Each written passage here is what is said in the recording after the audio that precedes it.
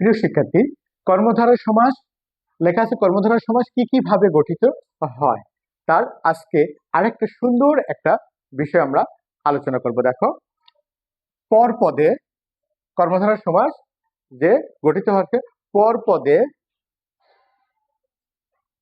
পর পদে কি পরপদে রাজা শব্দ থাকলে, যদি পরপদে রাজা শব্দ থাকে তাহলে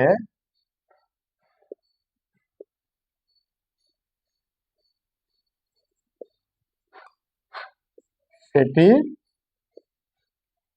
রাজ হয়।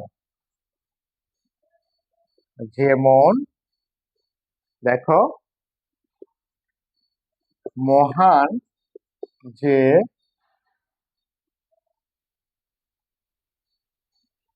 রাজা, মহান যে রাজা হবে কি মহারাজ। এখানে দেখো, পরপদে রাজা আছে, সেটা কি হয়ে যাবে? রাজ হয়ে যাবে। এই রাজাটা রাজ হয়ে যাবে। তাহলে কর্মধারয় সমাস গঠিত হওয়ার আরেকটা নিয়ম হচ্ছে যে পরপদে যদি রাজা শব্দ থাকে, সেই রাজা শব্দটা কি হয়ে যাবে? রাজ হয়ে যাবে।